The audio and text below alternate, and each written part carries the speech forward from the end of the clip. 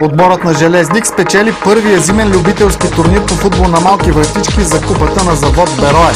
Втори остана ремиза, а трети и четвърти се наредиха съответно съставите на Централ и Космос. За голмайстор на турнира награда от организаторите получи Пламен Иванов, а за най-добър вратар бе определен Илия Илиев и двамата от Железник.